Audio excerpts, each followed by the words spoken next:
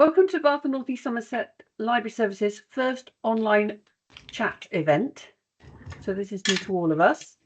And we'll be talking about our library at home offers, how it works, who it's for, and why people volunteer. Now, before we get on to the conversations and the chats, just a little bit of housekeeping for you all. This is a recorded event. I have had quite a few people who've said, we can't make it, can we see it? And within the week, it should be on our virtual library. All participants' cameras and mics are off, so people can only see and hear myself and the 4 volunteers. Please type your questions into the Q&A. The chat, it appears, isn't working. My colleague Emily should be managing the IT, the questions and the time, keeping me on track, shall we say.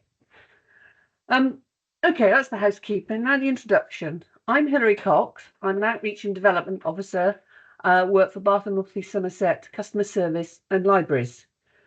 I have 4 volunteers who volunteer with various things that do all part of the library at home offers. Gillian Clare, she's our Home Library Service support for the Keynsham area. Claire Jackson, she's one of our Reading Friends volunteers in Bath Library. Annie Dakin, she's a Home Library Service volunteer in Bath. And David Cohen, who's a Home Library Service volunteer in Bath. We're going to be, the library at home offers, it covers 3 things. The Home Library Service, which is probably 70 or 80% of residents take that up. Reading Friends, and then the small relation book drop. Might be small, but just as valid. So I thought we'd start by explaining how it works, or how they work, how the Home Library Service and the Reading Friends and the book drop works. So I thought, Gillian, as a Home Library Service support volunteer, would you be able to explain in the broad sweeps of how the Home Library Service works, please? Yeah, absolutely, Hilary. So the Home Library Service is a free service which is aimed at housebound people in Bath and North East Somerset. And the idea is to allow them to have access to our library service, whether that be regular books, large print books, or audio books. The service works by, we assign that person a volunteer, and the volunteer will visit the housebound individual in their home on some kind of regular basis, possibly every 2 to 3 weeks, maybe every 6 weeks, really depends on the individual customer. And they will bring library books and take them away, basically. So transport the books to and from the library. There can be a degree of selecting the books as well, depending on how well they know the customer and if the customer is able to look at the library catalogue on, say, a computer or a tablet. But I think a lot of the customers have the volunteer help them select the books. Often the volunteers will stay for a little while and chat to the customers. That really, again, depends on the combination of volunteer and customer. Some people will stay for an hour or an hour and a half and have a really good chat about the book, have a cup of tea. Some people might only stay sort of 10 minutes. Really depends. I think that pretty much sums up what it is. As an admin person, I am not in charge, that's not quite the right word. I am responsible for setting up initial meetings between volunteers and customers and making sure that the relationship sets off in a happy way. And I'm also there to support the volunteers if they need any help with ordering books, or if they are ill, or if they need any support whatsoever while they're doing their duties. I also take care of expenses claims and things like that, but that's not really front end of the service. So yeah, I think that just about summarizes what I do. Do you want maybe one? Yeah, Annie or David is as the ones who have the readers and go visit them. Who wants to explain like the day-to-day, how you, either for an individual reader or for yourselves, how you select the books or deliver them or whatever?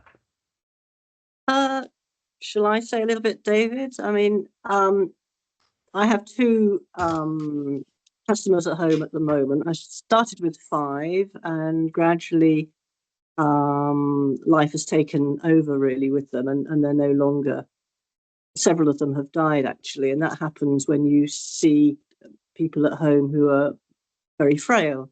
But currently I have 2 90-year-old women who are fantastic readers, and they are very happy for me now to just choose the books depending on the sort of category, family saga type of books, or crime, thriller, and I go and sort of hope that it's going to work. And I got to know them a little bit, and they're quite reluctant. They're very courteous and careful not to offend me, I think.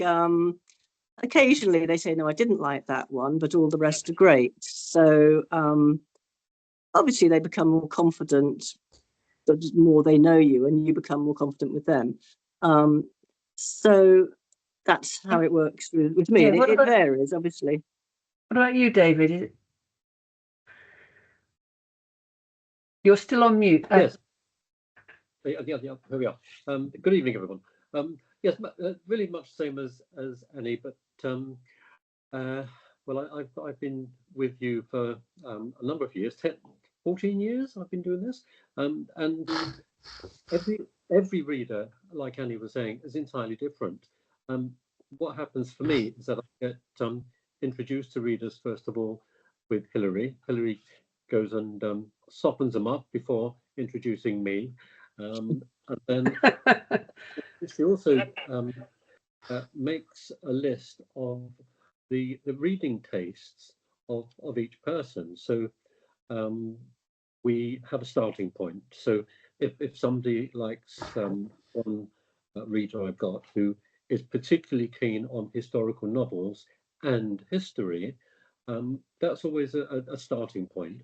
And then the more I get to know the reader, for example, with this particular person, over time can begin to branch out a bit and try books that they didn't originally say, but find, hang on, I quite like this. And so they become more divergent readers, or possibly they do want to stick only to Agatha Christie or whatever. And my job is to understand what it is they've really enjoyed or not, and find them those things. And I have to say that as I say, that people vary so much. One reader I had liked to write reviews of books that she enjoyed. And so she was really lovely in writing 50 words about why I like this particular volume. That is charming, isn't it? It's so interactive. It's absolutely, yeah, but you don't expect that. And I know that some readers, they don't like to offend you. That's right, yeah. Yeah.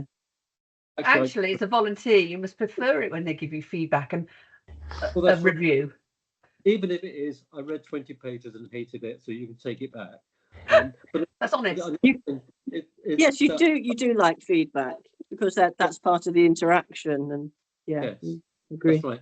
Also, when you find out what people really like, look in the library catalogue, and the library's West catalogue is really quite fulsome, but sometimes there aren't books there, and then I become a bit of a flea in Hilary's ear, asking her if the library could buy a particular book. Yes, but that's particularly in large print. Yes, because again, that's significant. That point about large print is that sometimes readers start with regular size print, and over time you realise that their sight is maybe not what it was, and they benefit from having large print books. And so it's being aware of that thing. I think that's a good point, David, that if you're visiting your reader over several years, you will find that their life is changing, and their physical abilities are changing quite often, and maybe their mental abilities. And you sort of have to be observant of that and mindful of that, and try and tailor your visits or interactions to what's happening currently in their life. Yeah. Okay, well, I thought we'd move to Claire as our volunteer representative of our Reading Friends offer. Claire, are you able to explain how that works and what it does, please? Right, yes. Well, I got involved in saying I'd volunteer shortly after COVID, and Reading Friends was something I was interested in. The idea, particularly at that time, was to attract people to join a small group to discuss whatever they've been reading in the library. And Hilary found us a small area to sit in, and various people joined. Most thought, well, is this for me? And I now have 2 regulars who come, and they're the ones who've really stuck with it. And then occasionally we've had other people who've tried it. But it has, as it says, led to friendship, really good discussions. And the 2 regulars really like to read short novels that allow us to have quite wide-ranging discussions around the topics. So, for example, we recently read Black Butterflies, which was set in Sarajevo in the Bosnian War, and one of the people was very keen on reading around the subject. And we've read 1984 by George Orwell, and that led to myself and one of them going on a little theatre trip because the Mission Theatre put it on recently. So it's led to more than just reading as such. That's Fantastic, isn't it? Yeah, it's really rewarding for you and for them. Yeah. Both the people who are regulars have been quite isolated. A bigger book group isn't really for them. It's a lighter approach, even though we do read novels. But it could have been read articles, or Hilary said, just go with what they want, really. And yeah, so it could be, as Claire said, it could be something they've watched on television, or something topical or thematic. You can bring different things, or like yours is, it's reading smaller, shorter books on a topic. We've got a couple who actually read their own books and then come together once a month and discuss the reading of that month, and they end up swapping books with each other. So it's, a couple of others that are helping people who they join it because they haven't got confidence reading. So in this small group setting, they can read pieces out. Now the other one, the other part of the offer of the library at homes is our book drop, which is similar to the library at home, to the home library service, but it is literally, as it says, the books are dropped off. And it could be a regular volunteer who does it, or it could be just somebody who steps in and helps out, or where there's a new reader, we haven't got a volunteer in place. And it's usually every 6 weeks, and it's more distant. The books aren't necessarily chosen as well because they haven't got to know each other, but it's still valid. It could be somebody who only wants it temporarily because they have an operation or whatever. So that's the broad sweep of our library at home offers. So I thought we could move on now to talk about the readers for the home library service, or the participants in the Reading Friends. Who are they? Well, we know that they are residents of Baines. Home library service, they're generally housebound, but not exclusively. Reading Friends, we do have some that are done by phone, so they're housebound, but generally they join people in the library, the volunteer. So over to you, Annie, David, Claire and Gillian, about your readers, your participants, what they're wanting. Who'd like to start? Can you just repeat the question, Hilary? Just chat about your readers. Yes, okay. And what they're wanting, who they are, and why they're wanting it. Yeah, I think possibly at first they're not sure what they want. They may have been really big readers, and something's happening in their life that they're losing their sight, or which makes it difficult. But they don't always know quite what they want. Someone's heard about the service and said, well, let's give this a go. So it does sort of evolve very slowly as time goes by. You know, a week, another week, a month, and you've been with them for a year, and you're still visiting them and talking to them about books and finding books or finding other ways that they can. If they can't read, maybe it's listening to audiobooks, or I think I had one lady who had macular degeneration and various other difficulties, and it was the Keynsham Talking newspaper.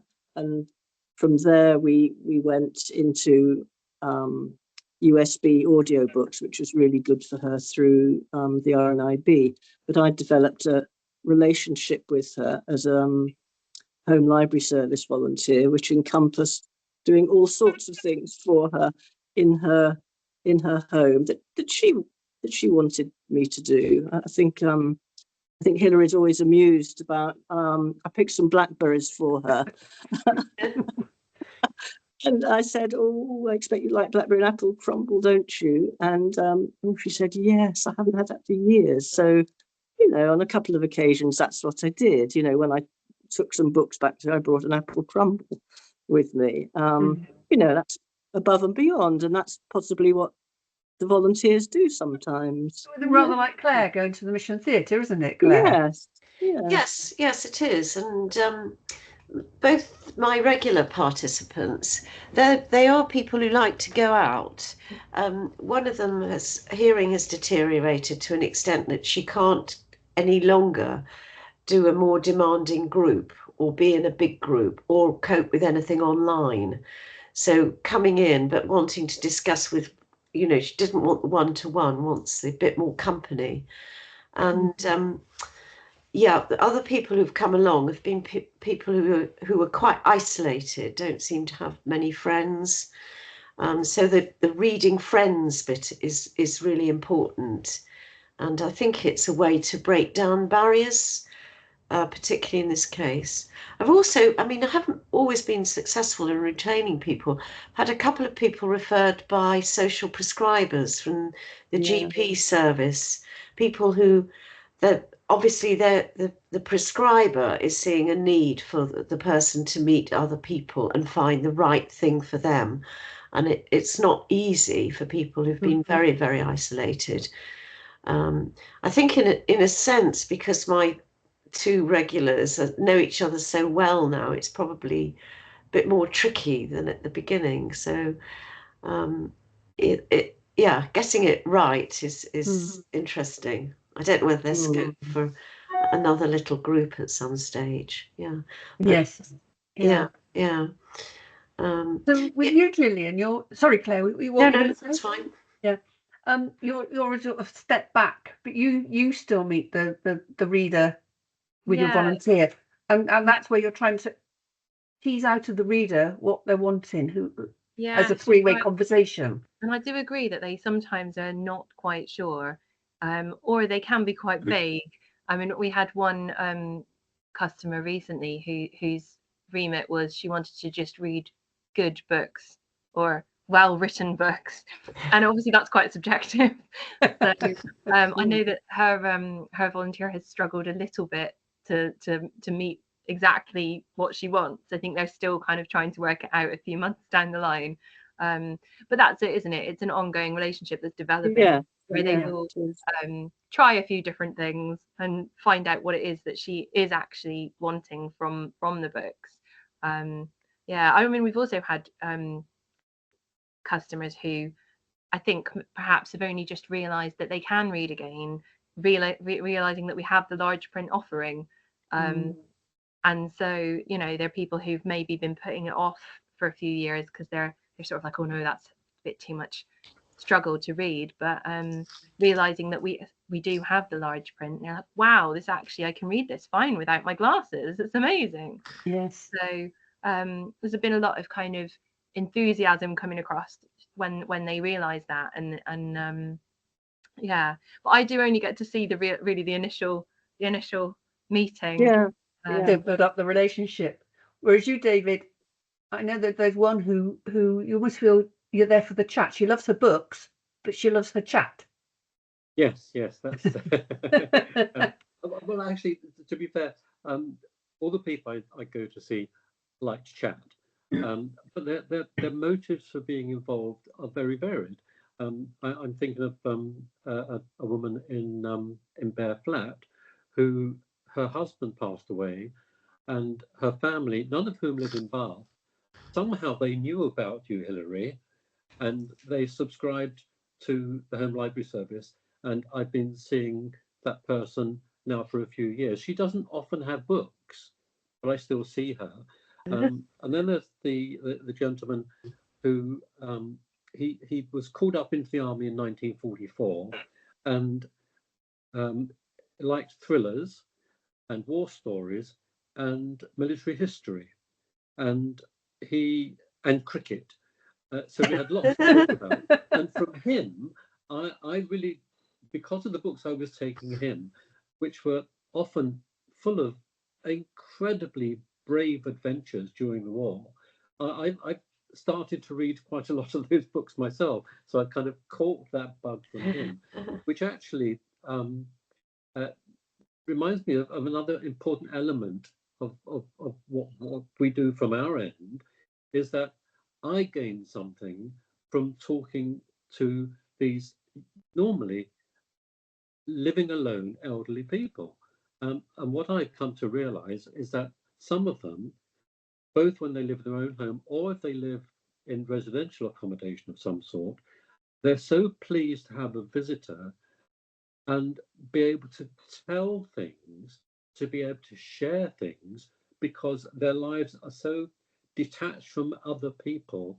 They're not in a place of giving. So when I saw the gentleman who was interested in military history, he was educating me about his life in the military and about things that he experienced himself, which I knew nothing about.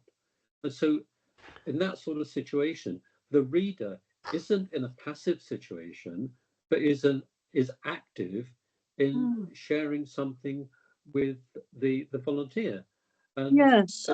I feel, particularly with some individuals with whom I've bonded quite a lot over the years, it's not a kind of it's not a formal relationship, because when somebody tells you about how when they were married and how badly their husband behaved, and some of the details of that, you're really getting quite personal. But of course, that depends on the relationship. Sometimes it's very formal and very book oriented, and other times the conversation just flows very freely, and it's what the reader wants to do, where they want to go. And it's a privilege to be doing it. It really is. But also, talking about, as Claire was saying, about going places, there's one reader that you know about, Hilary, where the individual is has significant disabilities, so she can't hold a book. But what we did do on one occasion is the organisers where she lives organised transport, and we went for a visit to the Bath Archive. And in there, the archivist that's in the bottom of the field hall, you have to book to have a visit. The archivists knew what it was she was interested in, and she came away absolutely delighted because they found for her a story about the house she lived in Walcott Street decades ago, with a picture of the house that she used to live in. And for a person who can't open books or get out independently, that was a joy for her, and a great pleasure for me to be able to help her to do that. So it's a fulfilling pastime from our point of view, but I hope it's fulfilling for the readers as well. Sometimes I remember that. Thinking out. I was just saying, sometimes it's just thinking outside the box, isn't it? And being aware of boundaries and what's acceptable and what you can do, and being able to discuss it with your coordinator and with Hilary, and seeing if you can work together to make something like that visit to the Records Office happen. That sounds great. Very good. Yes. I mean, it shows. I mean, Gillian, not so much, because as you said, you're just a step back. But the three of you have got to know your readers are participants individually, and you do these extras, like go to the theatre or make the blackberry and apple crumble or book the record office. And this is what it's about. It's getting to know an individual and bringing quality to their life. I mean, one thing we haven't touched on, and I'm sure Annie and David would have had or still have a reader who's blind or partially sighted or prefers to listen to books. Yeah. Well, actually, it's a bit of a mixed blessing, that, because one of my readers likes poetry, and she likes me reading poetry to her. But she particularly likes Pam Ayres, and I'm not a Pam Ayres fan. So I do that through gritted teeth, I tell you. Widen one's horizons, whether they want to be widened or not. So I've had a lady who has deteriorating eyesight, treatment every month, and it went through a very bad phase, and she had to stop reading her large print books. This was about a year ago, and so she morphed into listening to audiobooks, and she did that in a very accomplished way. She could manage audiobooks very well and enjoyed them, and the book stopped completely. I didn't look for books for her anymore. And then she started some new treatment, and amazingly, some of her eyesight has been sufficiently restored that she can now read large print books again. So she has half audiobooks and half large print books, and it's a joy to be with her and see someone who can now get reading again. She is so happy that's reflects happening. The flexibility in that, you've taken a couple of large print books and a couple of audio books, so that the reader can choose which she wants to do at any given time. Yes, it's very flexible. And if she doesn't have her books, she really needs her books at night time, because she doesn't always sleep well. And it's at night time when she wakes up in the night that she reads her books. She doesn't want to listen to audio. She reads, and that seems to settle her and help her go back to sleep. And that's very, very beneficial. And she now rings me. If I don't quite get round to ringing her after about maybe a month, she will ring me and say, I'm just about coming to the end, Annie, of everything, my books and audio. Can you come and visit? And so she can't now be without them. She's got into a nice habit of knowing that she can ring me and I don't mind, and it's all, agreed. And I go pretty much the next day if I can, because I know how important it is to her sort of well-being that she gets this regular. You, Claire, you meet once a month in Bath Library, and I think most of our reading friends will be meeting monthly. And for the Home Library Service, I advise monthly or 4 weekly visits. But ultimately, it's then down to the relationship that develops between the two. And obviously, volunteers have their own time, and they have breaks or go on holiday.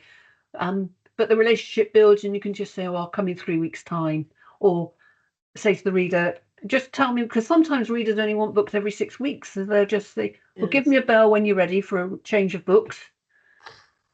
And so again, it reflects it's the individual relationships.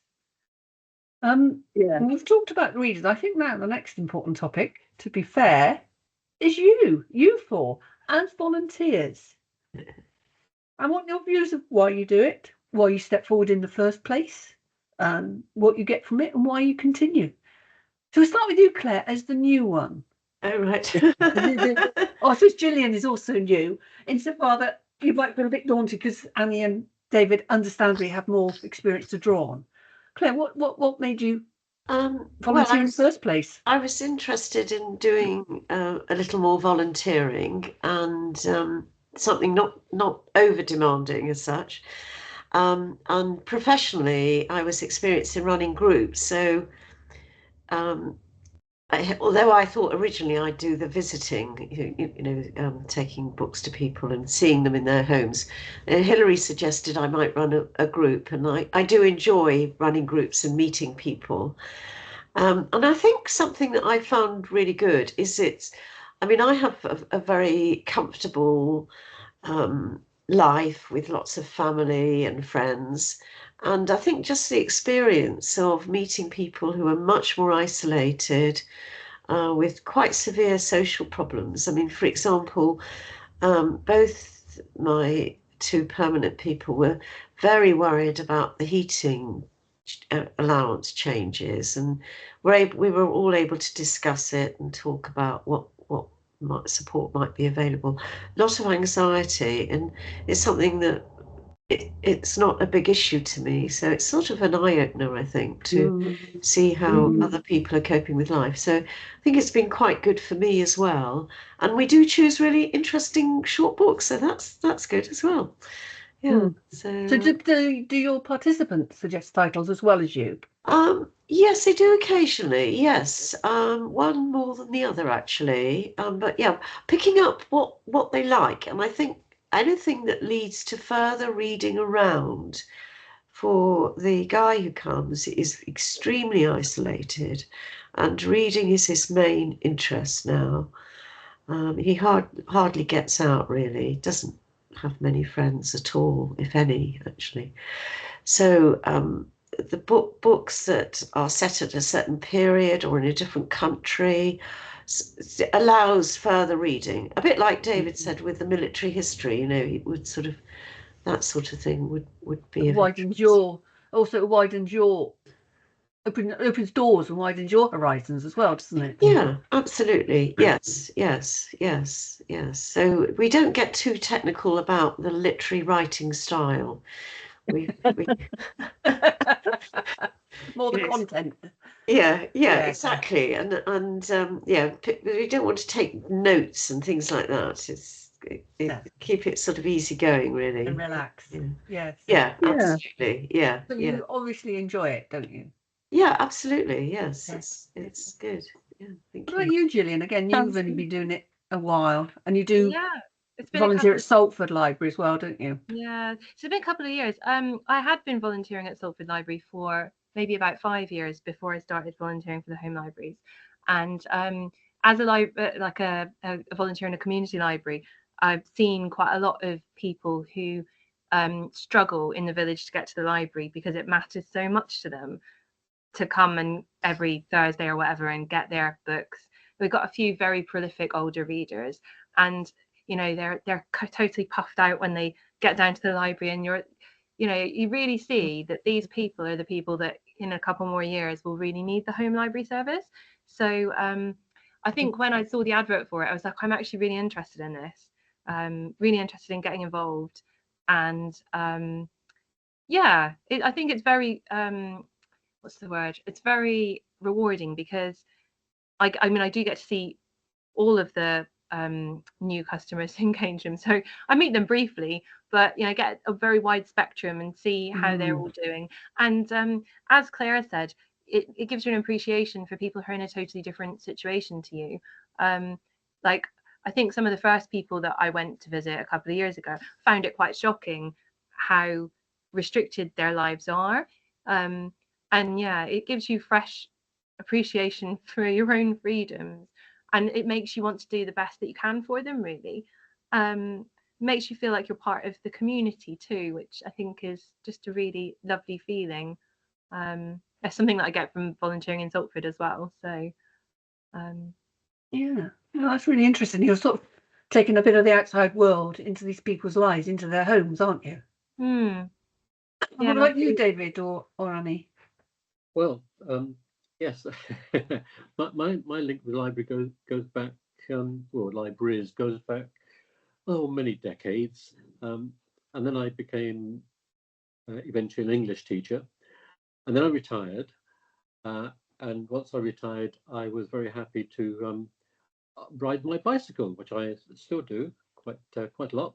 And then the 2010 election came around, and Baines needed a poll clerk, and I turned up at Coombe Down polling station, and my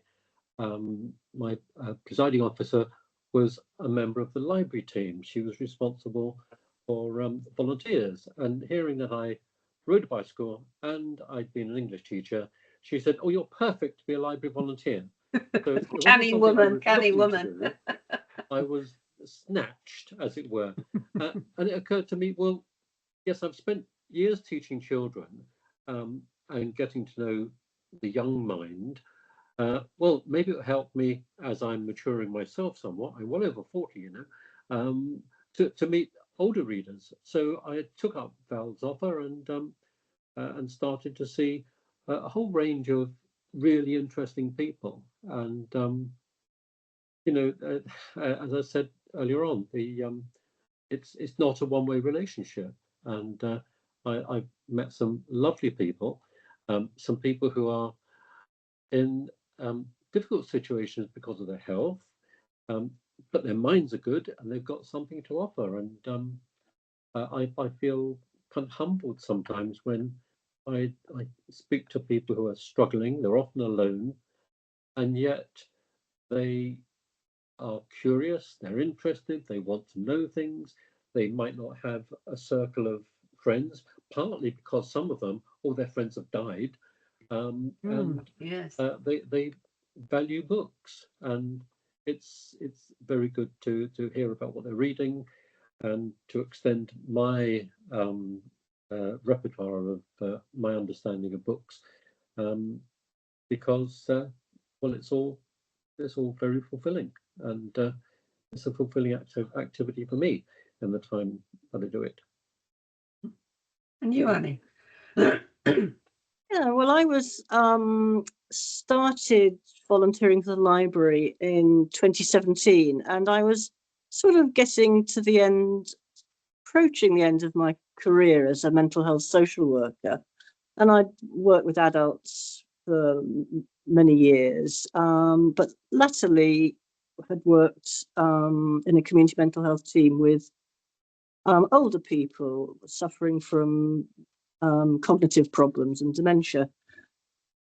I never worked in Baines before, and I just wanted some sort of something to help me when I was going to sort of transition into retirement. And I just thought I needed something purposeful and interesting. And I know knew I had transferable skills really in terms of making relationships with people and talking to them, and very interested in listening to their stories. Since I was a child, really listening to my grandmother when she would talk about growing up in a pit village in Nottinghamshire. So a lot of things came together, and I've loved volunteering for the Home Library Service. I think it's, you know, it gives me a lot. I love forming relationships and maintaining those relationships and talking to people, listening to people. But I also want I'm sort of involved in other projects in the library, which is great for me. And it's also quite interesting being part of another public service organisation. I'm very passionate about giving something back, really, to the community. And I think, as Gillian said, being part of a different community, a different organisation, but still reaching out to people in the homes, which is what I've done all my life. So it sort of fits in with the skills that I have and what I want to give back, which is pretty much what everyone has said tonight, I think. Yes, because it's great for me. As the person who had the readers are referred to me, the member of staff, and then I either contact Gillian or our other support volunteer, Patricia, for volunteer for that reader, or I go to the Bath volunteers, and we pair them up geographically, because the one thing the reader and you volunteers have in common, this is the Home Library Service particular, is a love of reading. It might be very, very different reading, which you've commented on already, and then, you know, you're introduced and the relationship develops. There are very, very occasionally it doesn't work out. There's a clash or things just aren't right, but generally it works out. And I have come across volunteers who have then gone to the funeral of their reader because the relationship has built to that, or they've got to know family members, which is really, really nice on both sides. With the reading friends, yes, I thought you were one of them, Annie. With reading friends, it is slightly different because they're coming into the library and it's still fairly new. Not just Claire's new to it, but it's one of our newer offers. But yes, it is. It's very personal, very individual, isn't it? And I think that's what I'm picking up from all four of you. What do you get from it? And I think our readers, they can't believe that this service is on offer. They And just it's think free. it's, and well, absolutely, and it's free. They can't, and they love it. They really do. Yeah. Yeah. So are there any more comments or any things you feel you want to share that we haven't covered about how our library at home offers work? Any more about the readers? I mean, I'd just like to say, as professional library people, you give us a lot of support as well. Thank you. Because we do need support, and it is good to check in with you, and you check in with us, and that safeguarding, that sort of framework to support us is necessary, so that we don't overstep boundaries, maybe, or not so much overstep them, but maybe a dependency develops that maybe we need a bit of help managing. That's the sort of classic when you visit people in home, and so it's very helpful for us to have you there, obviously, supporting us. I know with you, Claire, it was quite difficult at the beginning as people were coming and going, and numbers weren't. You think, oh, good, I've got 4 now, and then it was back to 2. Yes. It was just patient. I knew you were doing the right thing. I just had to be patient to support you, for you to realise you were doing the right thing. Yes. But I mean, in a way, only having the 2 regular people is good, because of the person with the very bad hearing. It works well, and it's better than a 1-to-1. But yes, it's a bit tricky, because we've gone down the route of reading short books. There may be other people. I mean, somebody did join us, and I don't know what happened. She did mean to continue, but she wanted to change the type of thing she read, and this seemed to be right, but I think she had a busy life, actually. So in a sense, the people who haven't got a busy life, who want the companionship, is it's working for them. Yes, that's it. That's more important, really, isn't it? Yeah, it's definitely got a very big role in terms of isolation. And when you've, with this now, say about 2 years, people really got to know each other. So it's probably difficult for someone new trying to join in. I think it might be difficult if you've got quite a cohesive little group now. That's probably quite hard for someone. You probably need 2 people to join at the same time, don't you, in a way? Yes, that's right. And who coincidentally like the sort of things we do. Yes. And I've just had an inquiry today for the group in Keynsham. Oh, right. Again, I just don't know the dynamics, but I'll contact the volunteer and see if there is capacity or interest for another person. And a bit like with you, Claire, they'll meet them and see if they'd fit. So yes, it's tailoring it to the individual of the readers and participants, isn't it? Whatever form it is. Now I don't know if you realise, but we're 3/4 of an hour into this chat, and we're now moving into the questions and answers. So hopefully, some of the audience out there, through our conversations and chats, generated some questions. Emily will send them to me, and we'll just see who's able to answer them. Let me just see if I can find them. Okay, how do I apply to a volunteer? I think actually I need to answer that. You just contact us. You can walk into one of our public libraries at Midsummer Norton or Keynsham or Bath and say you want to be a volunteer, or you can email us. But what we will do at the end is we will send out links and email addresses to all the audience who join this event through Eventbrite. Have your email addresses, and that will have the email address for the Home Library Service and for Reading Friends, so you can contact us there. And for the volunteers, that's for the readers and the participants, and the volunteers, there's a volunteer email address, and that will be included. So that's a good question. Thank you very much. Another question is, do I need to book reading friends? No, you need to contact me and then I will see if there's a group that's suitable. I'm now trying to set up a poetry group in Bath because I've had a couple of participants who are interested. But you don't book it. You contact me and we'll try and find a group or a partner, one-to-one volunteer, who you then arrange to meet on a regular basis. But that's rather like the home library service. It's the pairing will then agree a time and a day to meet once a month in the library. It's not as formal as booking. I was thinking that I started off, Hilary. Do you remember we just had a drop in, a poster in the library, and it was every Wednesday, something like the second Wednesday of every month, and that's when people did drop in. And I've stopped advertising it now because of the sort of established approach, but it's quite a good way to get the group going, I think, wasn't it? To have yes, but when you think about it, Claire, how you've commented that the two who stayed with you, how socially isolated and quietly are.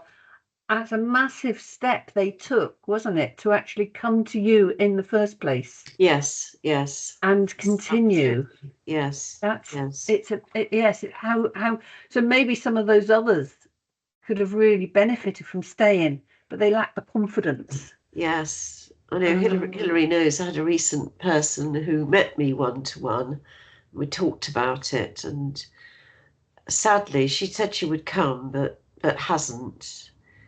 And I think she probably would have enjoyed it. Yeah. That was too big a step for this person. A couple of other questions is, can I get the service if I'm only temporarily housebound? Of course you can. I mean, the book drop service is particularly good for that. The volunteer will just drop off the books however often you need them for however many weeks or months, and then it can stop.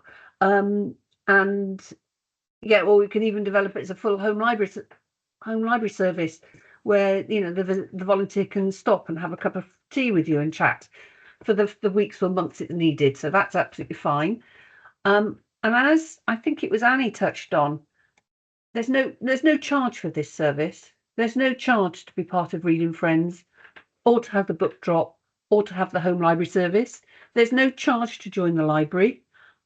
Just as importantly, there's no overdue charges. No, that surprises my older people. They can't believe it. Yeah.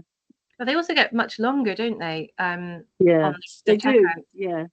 Rather than getting 3 weeks or whatever, they get a couple of months. 6 weeks, isn't it? Yeah. Yes. Something like Yes. And again, it is longer.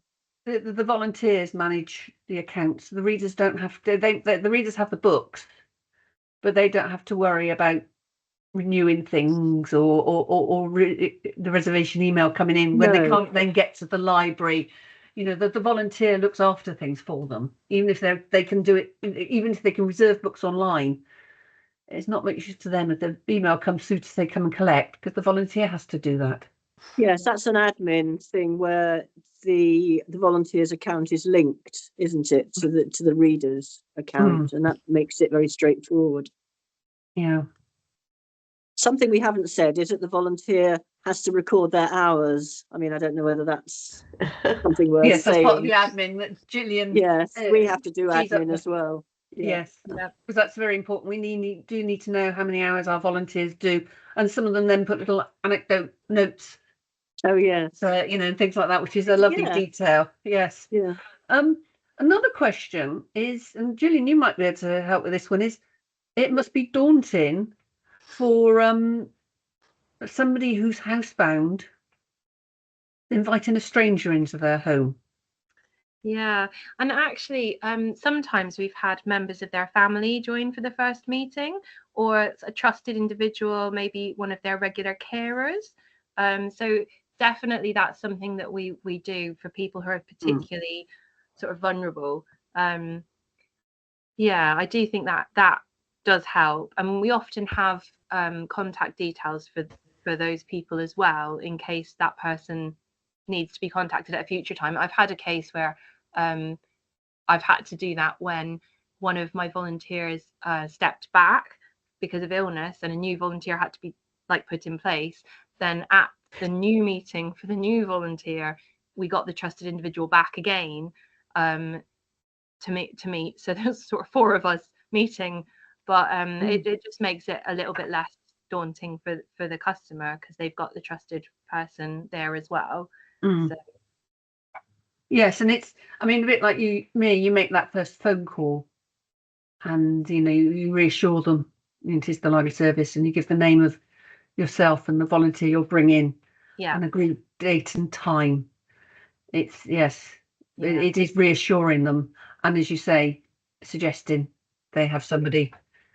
And obviously we all have our lanyards and badges. I have the staff one, you have your volunteer ones.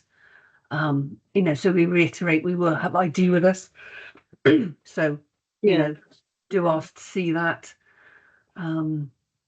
So yes, it's reassuring them that it is safe and no money's needed or bank details or anything like that. Annie or David, have you got any? Because obviously Claire, you don't go to homes, but Annie or David, have you come across? But when I suppose I've already done the work, haven't I? I take you, and you say hello and reassure them you've got your badge with you.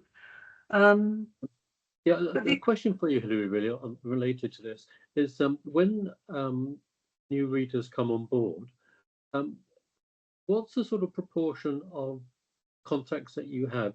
Do you get more from family members who are referring the reader, or are readers referring themselves to you? Actually, most of them, I'd say, are from partner organisations. We've already mentioned Social Prescribers, Alzheimer's UK, Age UK. Then I'd suggest it's staff and family members, staff at the front line in our libraries have recommended it, or from the mobile library. And then it's just, I know we had one, it was a member of staff at WH Smith's recommended it to the reader. So that person then would refer themselves. Sometimes from the advice they then self-refer, but there's usually it's been suggested to them. Volunteers, it tends to be they've seen something on social media, on posters, or chatted with friends. But the readers, it's an external third party. Yes. And of course, that I've had a number of readers at one of the care homes. And that's the activity manager then, isn't it? Yes. Once they know, then you get a number of readers. Yes. Yes. Actually, what I should have also said in relation to the reassuring of the reader is that all our volunteers we get references. When they apply, we ask for references, DBS checked, all those safeguarding, so that they know that the staff and the volunteers are absolutely fine. Yeah. Let's just see. We're running out of time, but let's see if we've got time for a couple more questions. That